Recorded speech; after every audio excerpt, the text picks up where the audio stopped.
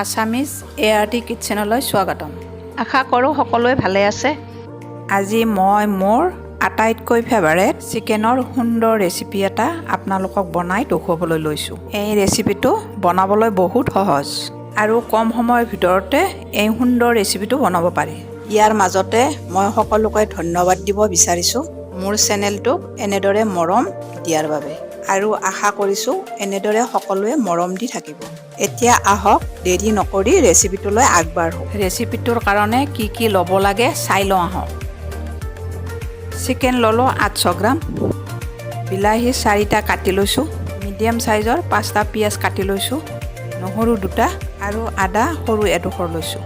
কেনেকৈ বনাব পাৰি তাৰ বাবে আপোনালোকে শেষলৈকে ভিডিঅ'টো চাই থাকিব। কেৰাহীত তেল গৰম হ'বলৈ দিলোঁ। তেল গৰম হৈ গৈছে, এতিয়া মই চিকেনখিনি ইয়াতে দি দিম।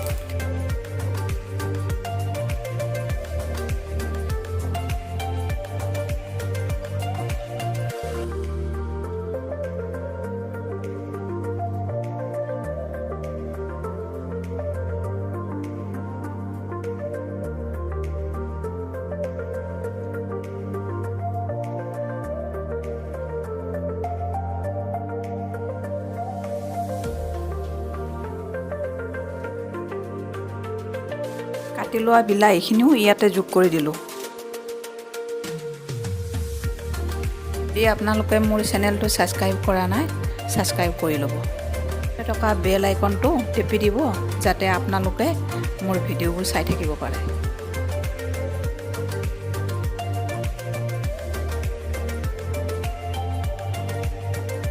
ঘৰতে পিচি লোৱা জালুকৰ গুড়ি আধা চামুচ,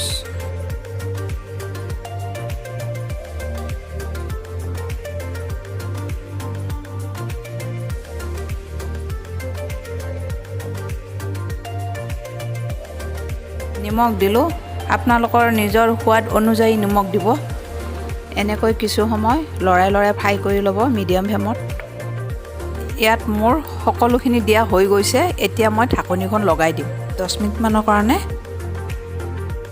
ঢাকনিখন খুলি চিকেনখিনি আৰু অলপ লৰাই লৰাই ফ্ৰাই কৰিব।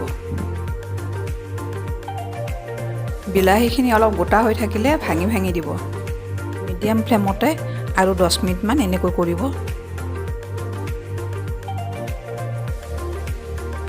চিকেনটো ফ্ৰাই হৈ গৈছে, এতিয়া অইলটো অলপ অলপ এৰিছে। ফ্ৰাই কৰা চিকেনখিনি মই এতিয়া কেৰাহীতে থাকিবলৈ দিম। ৰেচিপিটোত আগলৈ কি কৰিব লাগে চাওঁ আহক। কুকাৰটো মই গৰম হ'বলৈ দি তাত মই অইল দি দিলোঁ। অইলখিনি গৰম হৈ গৈছে, মই এতিয়া কাটি লোৱা পিঁয়াজখিনি তাত দি দিম। অকণমান নিমখ দিলোঁ যাতে পিঁয়াজখিনি ভালদৰে সিজি যায়। এতিয়া পিঁয়াজখিনি এনেকৈ অলপ ফ্ৰাই কৰি দিব। মিডিয়াম ফ্লেমতে ৰাখিব। কেঁচা জলকীয়া মই 5টামান দি দিলোঁ। কেঁচা জলকীয়াটো নিদি আপোনালোকে শুকান জলকীয়াটো দিব পাৰে।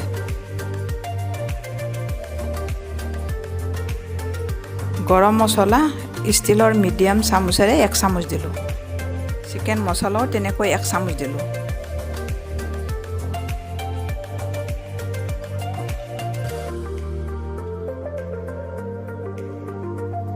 হালধি আধা চামুচ দিলোঁ।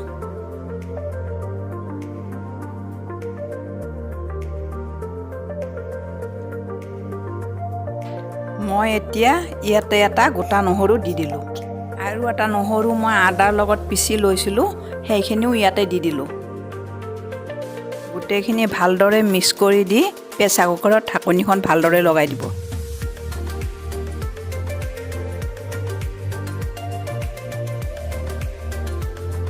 হাই ফ্লেমত দি 2টা চিটি যাবলৈ দিব। গ্ৰেভিৰ কাৰণে বনোৱা মিক্সাৰখিনি প্ৰস্তুত হৈ গৈছে। মছলাৰ ধুনীয়া গোন্ধ এটা আহিছে। এতিয়া মই গোটেইখিনি বাতি এটাত উলিয়াই ল'ম।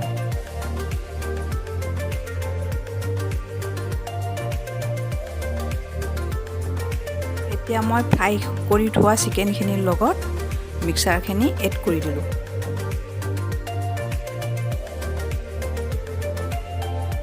মিডিয়াম ফ্লেমত ৰাখি গোটেইখিনি ভালদৰে মিহলি কৰি দিব।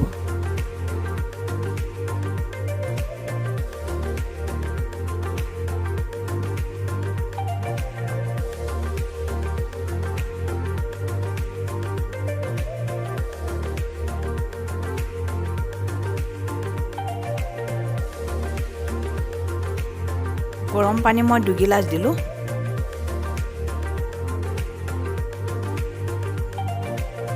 আপোনালোকক বেছি গ্ৰেভিৰ প্ৰয়োজন হ'লেও অলপ বেছিকৈ পানী দিব পাৰিব।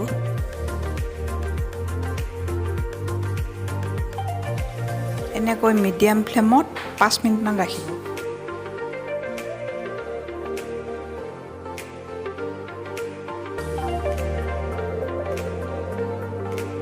আজি মোৰ কিটচেনৰ চিকেন ৰেচিপি তৈয়াৰ হৈ গৈছে।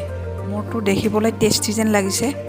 আপোনালোকে ঘৰত বনাই খাই চাব, নিশ্চয় ভাল পাব আৰু ভাল পালে কমেণ্টত জনাব। ভিডিঅ'টো যদি ভাল লাগিছে লাইক কৰিব আৰু শ্বেয়াৰ কৰিব আৰু মোৰ চেনেলটো ছাবস্ক্ৰাইব কৰিব। ভিডিঅ'টো শেষলৈ চোৱাৰ বাবে ধন্যবাদ।